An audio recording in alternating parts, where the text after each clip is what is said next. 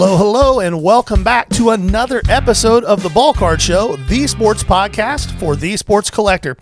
I'm Gary, and as you can see, I'm here by myself this week because Jason decided he needed a vacation. Some of us have to work all the time. Some of us go sit on the beach for a week. Whatever. Gonna kind of jump straight into things this week. There's not a lot of news happening in the hobby this week. Maybe something will pop up after this is recorded and we'll catch it next week. But as of now, nothing new to report to you outside of the things we've talked about the last couple of weeks. Want to give another reminder. Tonight, 7 p.m. Eastern Time, Whatnot, be there or be square. I will be running the show by myself. Jason had a solo show a few weeks ago, and I've got one this week. Vacations. We'll see how that goes. We've got some really cool stuff for you, though. If you were in our show last Thursday, you saw a ton of game-used late 90s to mid-2000s stuff. There's going to be a decent amount more of that kind of stuff tonight. So we really appreciate all of your support and coming out and hanging out with us on Thursday nights on Whatnot. Let's dive in. Value box. Jason told you last week that this week was going to be all about prospecting. We figured this would be a great time for me to geek out over the part of the hobby that I enjoy the most, since Jason isn't here to be a bummer on it when I do. So with the value box this week, a lot of questions we get when it comes to prospecting are kind of split into two categories. Category one is, who should I buy? Pretty normal question to ask, and I try to answer that question when I can, but as I tell people, prospecting is a lot like crypto. If you're hearing about the name from somebody else, you're probably a little late to the party. So I think the more important thing to talk about, things to talk about when it comes to prospecting, are what are the things that you need to look for? What are the stats that you need to kind of eyeball when it comes to looking at minor league statistics? What's going to translate, what isn't? So I just want to do a prospecting terms 101, both for hitters and for pitchers. This isn't going to be a breakdown of hitting mechanics or pitching mechanics or anything like that. That's something that would just be way too long and way too in-depth that you can't cram 30 years worth of experience and knowledge into a 30-minute video. But what we can do is talk about a lot of terms that you may see that you might get a little bit confused about. So first things first, let's talk about the grading scale that is used when you're talking about prospects and you're talking about baseball players. Major League Scouts for years and years, decades, have used a scale of 20 to 80. 20 being the lowest possible grade you can give somebody on one of their tools, and 80 being the highest. If you're researching prospects and you see somebody handing out a lot of 80 grades, my advice would be to ignore that person because they really don't know what they're doing. 50 is the average. So if you see a tool graded at 50, say somebody has a 50 hit tool, that means that they are average at putting the barrel of the bat onto a baseball. It doesn't mean that those hits are going to go out of the park. It doesn't mean they're going to be extra base hits. But when the ball is swung at, they're pretty good at putting the bat on the ball. If you see 60, that's considered a plus tool. They're above average. 70 would be plus plus, and 80 would be top of the scale. There's not a lot of 80 hit tool guys out there. Luis Arias is one. One of the rookies this year appears to be one. That's Jacob Wilson in Oakland. But it's a very rare to see an 80, a true 80 grade on anything. If you see that a bunch from a prospect evaluator, then they're just fluffing things. So that's how the scale works. The things that are graded on the scale, if you're a hitter, there's 5 tools that are usually graded. There's a 6th tool that some evaluators use called plate discipline. A lot of times that's just baked into the hit tool though, and that's how I do it. So the tools that you're looking at for a hitter are hit, which is your contact ability, power, which is exactly what it sounds like, how hard can you hit a baseball. Doesn't have anything to do with how far you can hit a baseball. It has to do with how hard you can hit a baseball. Throw, which is arm strength, and then speed, and fielding. So those are your things that you're looking at. If somebody has a 5 tool player, you'll hear that reference sometimes. That's somebody who's above average in all 5 tools. Pretty rare. Pitchers are graded by pitch. So each pitch that they have in their arsenal is graded on the same scale, 20 to 80. And then they're also graded on command. So they really have two categories, but one of the categories, the pitches, is broken down into their pitches. If a pitcher only throws 2 pitches, he's going to have 3 grades. If he throws 5 pitches, he's going to have 6 grades. If he's Yu Darvish, he has 800 grades. If you're a baseball guy, you got that joke. If you're not, you didn't. No big deal. Yu Darvish throws a lot of pitches. So hopefully that helps from just an understanding of how prospects are graded and even how major league players are graded.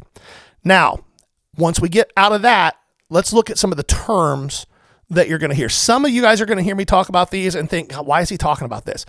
But I promise there's a lot of people that are listening to this and watching this that don't know what some of these things are. And prospecting becomes a lot easier once you know what these things are. So, first things first, in hitting. Growing up, you probably heard people talk about batting average a lot. Batting average is still somewhat important, but it's not something that is really looked at as a main factor of whether you're contributing to your team or not anymore, which is weird to those of us who grew up in the 70s and 80s and 90s. But nowadays, the number that everybody looks at is OPS, and that is on base percentage plus slugging percentage. It's a measure of how often you're getting on base and how well you're impacting the baseball when you're hitting more than singles. So that's what OPS is. Another term that you will hear is ISO, which is isolated power. That is your batting average on hits that are more than a single. So if you have 100 at-bats and you have 50 hits and 30 of those are for extra bases, you're going to have a 300 ISO. That would make you the elite of the elite when it comes to hitting for impact and hitting for power. Anything over 200 in ISO is considered really, really good. EVs, exit velocity. Exit velocity is exactly what it says it is. How fast is the bat hitting the ball? How fast is the ball when it leaves the bat? And the number you'll hear people talk about a lot with EVs is 90th percentile exit velocities. It's a lot like we talked about comps last week. Sometimes people are going to have a one-off. Somebody's going to hit a ball 113 miles an hour. It was just the perfect swing. But their 90th percentile EV is like 93. That's a more indicative number of what the top of their power range is. So when you see some of these guys who have O'Neal Cruz hit a ball 123 miles an hour earlier this week. The fastest ball that's ever been hit off of a wood bat in a major league game, 123 miles an hour. Technically, it was 122.9, 123 miles an hour. His 90th percentile EVs are like 104, which is still super elite, but you can't count on him to hit 123 miles an hour every time. K rate is exactly what it sounds like. What percentage of the time is a prospect striking out in his at-bats? Anything under 20% is pretty good. Under 15% is elite. And if you have under 15% with a lot of power, you're talking about a super high-end prospect. Chase rate is another really important term that is indicative of major league success. And again, it's what it sounds like. How often is a prospect swinging at a pitch that is outside the zone? How often are they chasing a pitch? That comes into play in accordance with these next two terms, and then we'll be done with hitting. In-zone contact rate. So when a pitch is in the zone, it's a strike. How often is the player making contact with the ball? That doesn't mean it's a hit. Foul balls count too. How often is the bat making contact with a ball when it's in the zone? Over 80%, really good. Over 90%, elite of the elite. Out of zone contact and is what it sounds like as well. When a player chases the ball, how often is he hitting it? Last week on The Lookout, we talked about Jack Caglianone. Jack Caglianone does chase a lot. However, he puts the bat on the ball 60% of the time when it's outside of the zone, which alleviates that chase rate to an extent. If you're only contacting 20 or 25% on your out of zone swings and you're chasing at a 40 or 50% clip, that's a problem. It's not going to be indicative of major league success. So those are the main terms when it comes to hitters that you need to understand and know. Now let's talk about pitching terms. These get weird, and A couple of them are going to be confusing. I will do my best to explain them as well as I can. And if I don't do a good enough job, comment. We'll try to answer it and get a little bit more in depth. First one is velo, which is just what it sounds like, velocity. How fast is a ball being thrown? And that applies to all your pitches. And the difference between your fastball and your changeup, especially if they tunnel well and look good together, is a huge indicator of success down the road. This is the one that I think really messes with people's heads. And it's a relatively new terminology. And since Pitching Ninja and StatCast became a big thing, it's called IVB. IVB stands for Induced Vertical Break. Now, that does not mean that as I throw a pitch, it actually goes up. What it means is compared to a pitch without any spin, a pitch without any spin at a certain mile an hour is going to drop an expected amount from the time it leaves the pitcher's hand until it hits the catcher's hand. That might be 2 inches. It might be 9 inches. It might be 1 inch, whatever that is. Induced vertical break is the difference between that expected movement on the pitch and the actual movement on the pitch. So, for example, if I'm throwing a 4-seam fastball and the expected drop on that fastball is 2 inches from the time it leaves my hand until it hits the catcher's glove, but my actual break on that is 17 inches, then I have an induced vertical break on that pitch of 15 inches. That's really good. What that means is the batter's brain is expecting 2 inches of drop, but the pitch drops 15. You'll see guys with IVBs on their fastballs at 17, 18, 19 inches. That is elite stuff if it can be controlled. So that's induced vertical break. I know it's kind of a weird one and it's in the weeds a little bit, but it's a big one evaluating pitchers. Spin rate. How many RPMs are on the ball on a given pitch? A knuckleball in a perfect world has 0 spin rate. A fork ball like Roki Sasaki or Yoshinobu Yamamoto throw might have 3,200 RPMs. The spin rate is exactly what it sounds like. The more spin, the more movement. Again, when combined with good control and good command, you got special stuff. You also are seeing guys that have crazy spin rate and crazy induced break, and they can't find the strike zone. So they all come into play together. Arm slot. You'll hear guys talk about arm slot. That's just what the angle of the arm is as the ball is being released compared to other pitches. The best pitchers are going to be able to throw the same pitches from the same arm slot, and then they're going to be able to throw their secondaries from the same arm slot so that it messes with a hitter's head. If my arm looks the same, my hand looks the same until the ball releases, I don't have very much time to make a decision on what that pitch is doing. So the better a pitcher is at maintaining their slot, the better the end result is going to be. Last but not least is release point. Now, I'm a big believer that release point is a way more important statistic than a lot of people think it is. And here's why. We're going to actually talk about a guy later in the lookout that this applies to. If I'm a pitcher and I don't throw 100 miles an hour, which not a lot of guys do. A lot of guys throw 95 plus, but not a lot of guys throw 100. If I don't throw 100, let's say my fastball sits at 93. If my fastball sits at 93, but I release the ball further down the mound than the guy who throws 96, that extra 2 feet that I'm releasing the ball down the mound is going to make that 93 look like 95 or 96 to the hitter. If that makes sense. So for me, when I'm looking at and evaluating pitchers, how far down the mound are they coming at that release point? How high is the release point? Doesn't apply as much to the submarine guys. There are not a lot of those guys anymore, although you get a few every year. But in general, that release point and how far down the mound you are matters. So those are the big things when it comes to pitching. At this point, I'm assuming you know what terms like whip mean. So if you don't, comment that and we'll answer that. So that's the value box for this week. Relatively quick, but it hit the high points so that you kind of know what we're talking about on the rest of this. So now let's go ahead and jump into the extended version of the lookout. If you're a loyal watcher and listener to the podcast, you know every week during baseball season, we do a segment where I highlight a player that I think is going to get called up very soon. That's called the Lookout. This week, we're doing it a little bit differently. This week, I wanted to take the approach of the last two releases of Bowman, so 2024 draft and 2025 Bowman baseball.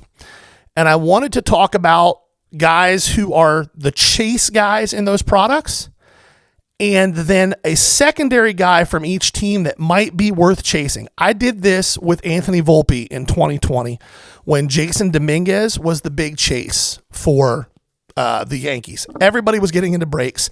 Everybody wanted Jason Dominguez, and people kept hitting Anthony Volpe's, and they were giving away Anthony Volpe's because they just wanted Jason Dominguez. I can't tell you how many base Anthony Volpe autos that I bought for $20 to $30 that 2 years later I sold for $400 to $600. I'm not promising you that any of the guys that I highlight today are going to do that, but what I'm trying to do is show you that there are value in these teams outside of the chase.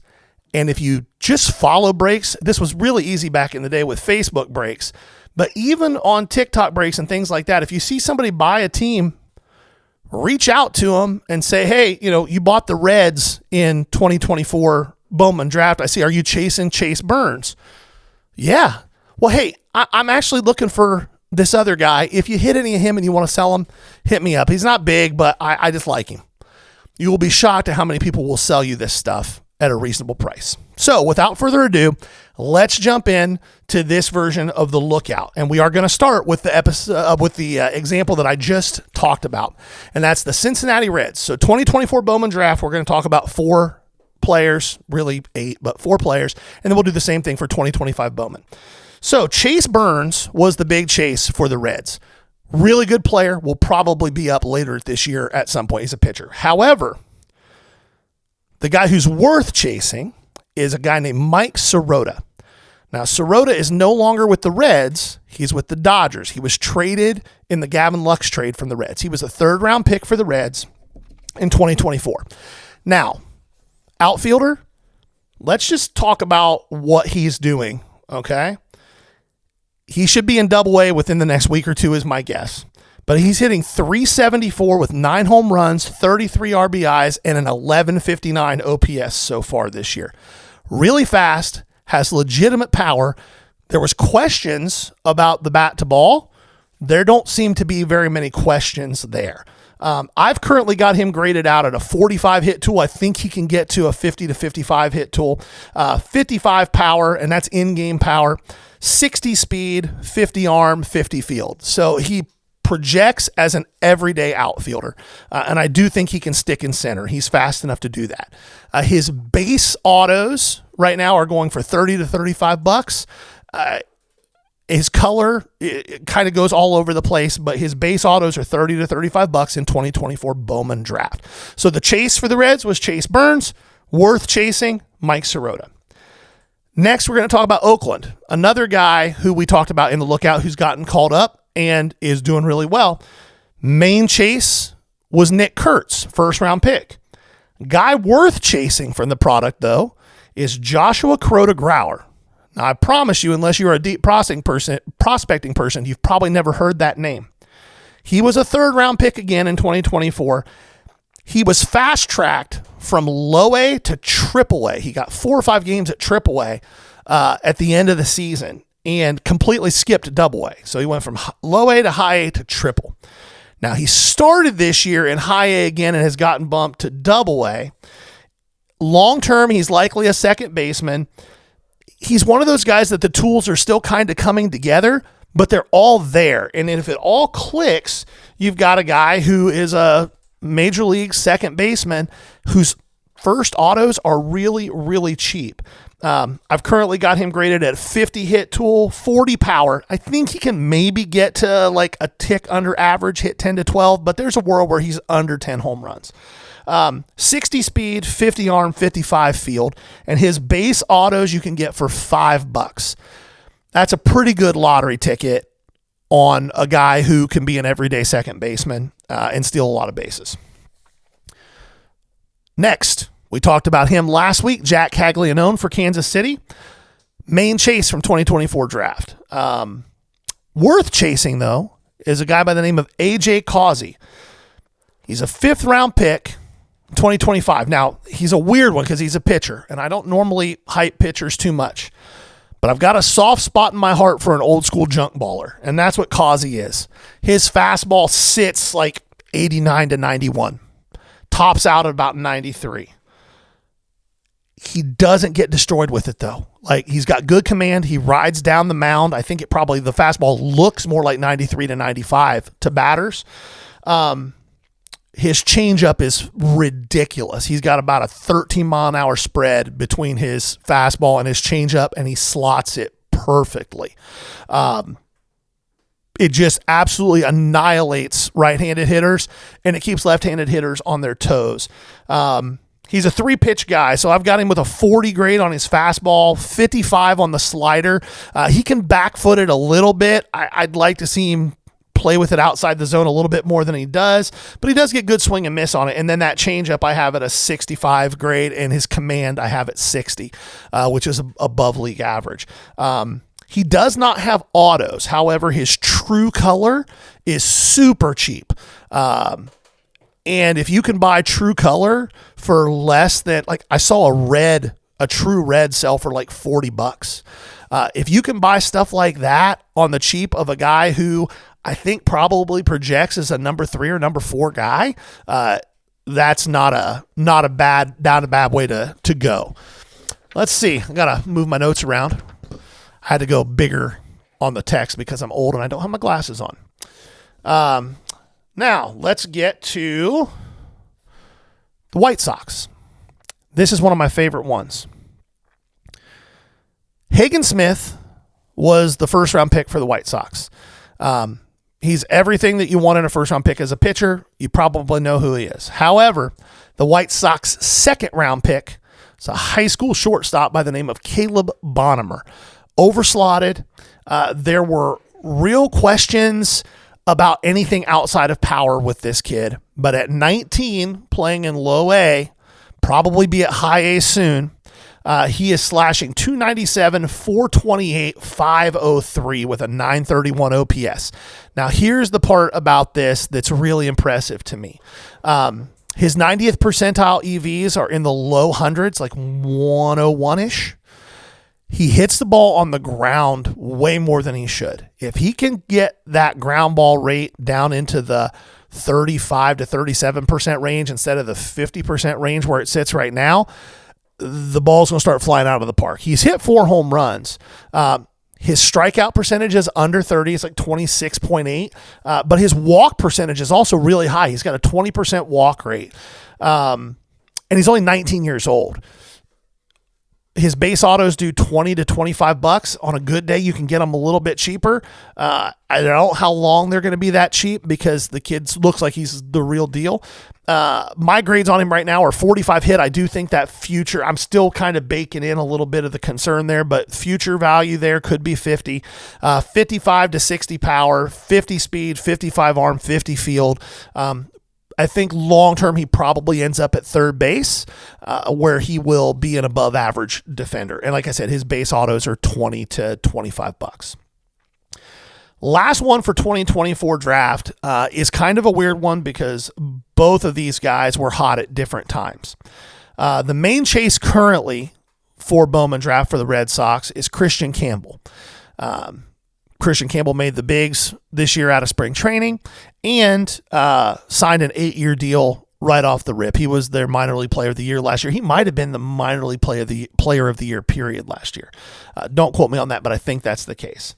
However, there's another guy that Boston drafted and then traded away in the Garrett Crochet trade along with Kyle Teal and Chase Madrith, and that's Braden Montgomery.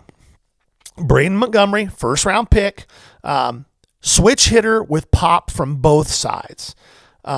Good feel for the barrel. He was a 2-way player in college, really live arm, but he didn't have enough of an arm to consistently be a major league pitcher or to try to go 2-way, so they just made him a hitter.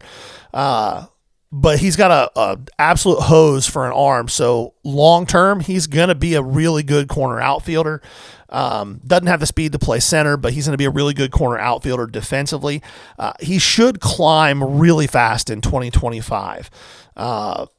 So far this year, he's hitting 280-ish. I didn't write down all of his numbers just because I think people are somewhat familiar with him, but it was really interesting to me to note that his base autos are down to about 30% of what they were at release. My current grades on Braden Montgomery are 50 hit, 60 power, and those are pretty identical from both sides of the plate. 55 speed, 70 arm, and 55 field. His base autos right now are doing 50 to 55 bucks. I've seen sales as low as 40 and as high as 70 in the last 30 days, but those are outliers. In general, 50 to 55 bucks will get you a base auto of a guy who, when the product released at the end of last year, that auto was doing 150 to 160 bucks.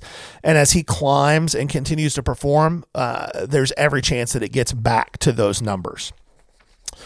So that's the 4 I wanted to talk about in 2024 Bowman Draft. Now let's talk about the newest release product. And this one, you're not going to see as wide of a spread on the numbers, but you want to definitely be aware that some of these numbers are going to drop even further as Bowman Chrome comes out later, but keep an eye on these names.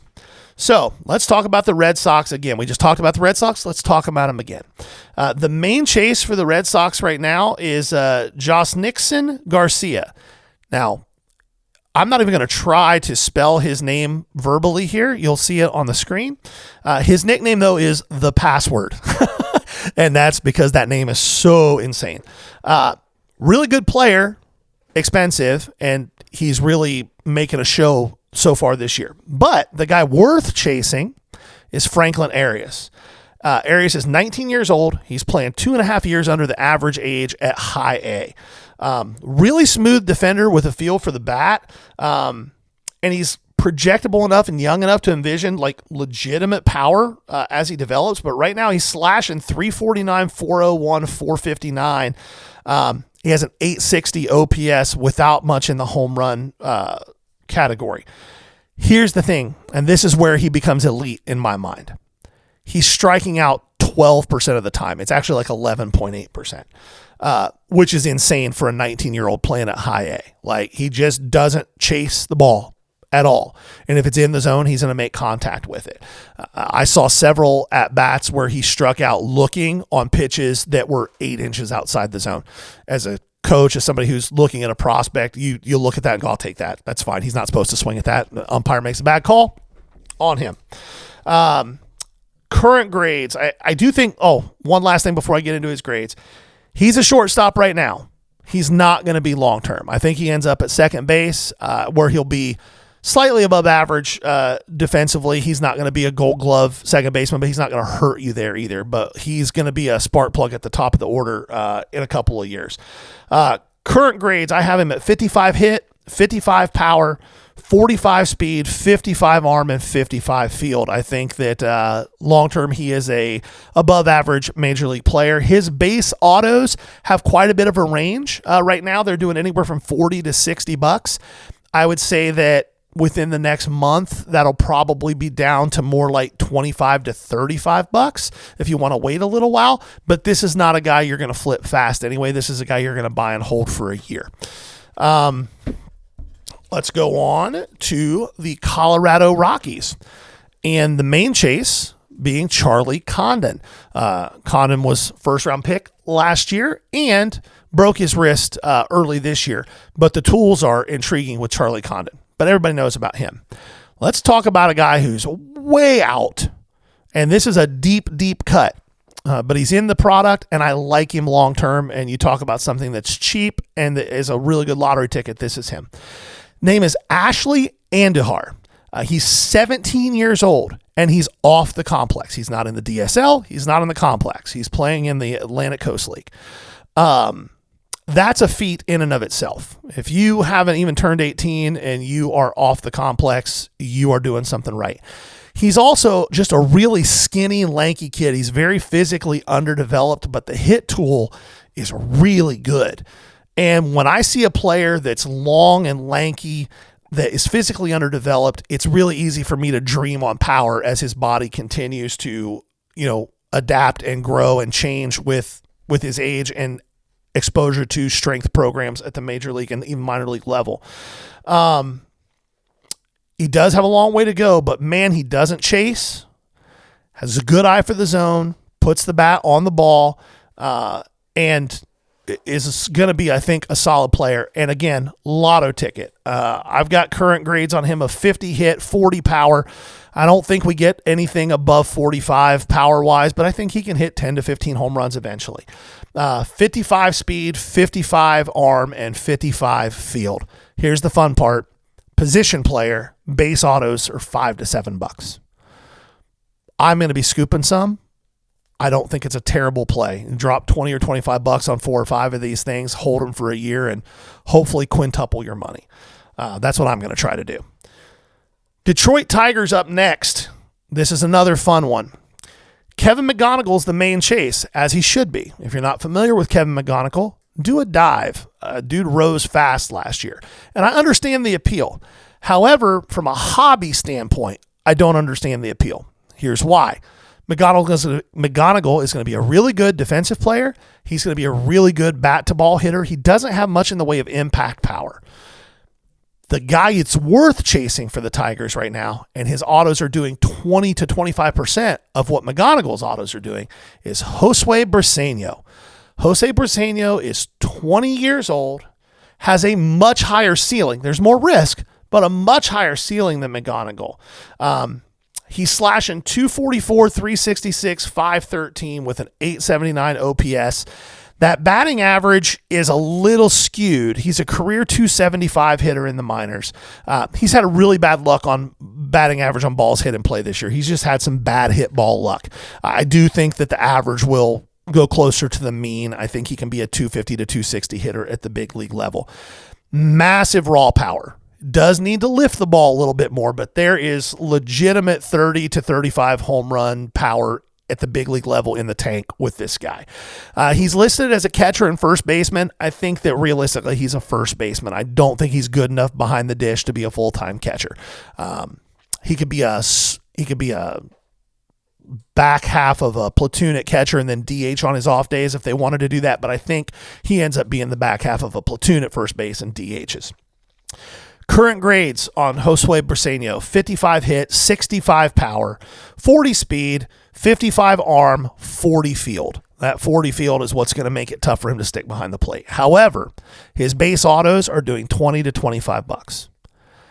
That's criminally low for a guy with his profile and his potential. So, if you see guys getting to the breaks with the Tigers chasing McGonigal, don't be afraid to ask about Briseño. Last but not least on our list is probably the chase in the entire product. And that's the Milwaukee Brewers. If you've gotten into breaks, you see the Brewers going for crazy high. And that's because of a young man by the name of Jesus Mate. There's another guy named Luis Pena who's pretty good too. But Jesus Mate, or as I like to call him, Jesus Made, that's how he plays too. He's a beast. But he's really expensive. And he's driven the price of that team really high. And so you might be able to reach out to some guys and help them get some of their money back by asking if they're selling any of their Joffrey Rodriguez. Again, a guy who's no longer with the team. He was traded to the Red Sox for Quinn Priester. He's 19, real potential here to be a 5-tool player. He flashes all 5 tools. It just hasn't all come together yet. But I've got him currently graded as a 50 hit, 50 power, 55 speed, 55 arm, 50 field player. It's a little bit of a struggle at low A, but again, at that level, it's a lot more about the inputs than the outputs. I'm looking a lot more at what's happening than what the result is. Minuscule chase rate, like sub 10% chase rate, and great eye for the zone. Those things are going to serve him well as he climbs and as he continues to develop physically. He's 6'1", 174, 175 pounds. I think realistically that body ends up being closer to 190 to 200 pounds. And if that happens, the power could jump to 55. And if the hit tool gets to 55 as well, you're talking about a guy who is a really solid, above average major league player. His base autos in 2025 Bowman baseball are doing $10 to $15. So those are the guys I wanted to talk about. Hopefully you kind of see the strategy here, which is find a chase team, find a player that isn't the chase who has really good long-term potential and try to scoop that guy up. And a lot of times you can do that just by reaching out to the guys who are paying $1,000 for the Brewers in a case break and they need to recoup because they didn't hit Pena or Mate. So you can try to buy their Joffrey Rodriguez. Hopefully that makes sense. And feel free to comment, ask any questions. I geek out over this prospecting stuff. If you have questions about prospects, ask them here, shoot us a DM. I will do my best to answer anything that I can. If I don't know anything about a prospect, I will tell you that, but I will try to go find information for you and tell you what I think. Don't forget, yet again, one more reminder, tonight, 7 p.m. Eastern time, Whatnot. Come hang out with me by myself. Don't let me be lonely. And as always, we're going to have lots of great giveaways. We'll have 22 giveaways as always and be running lots of really, really cool stuff.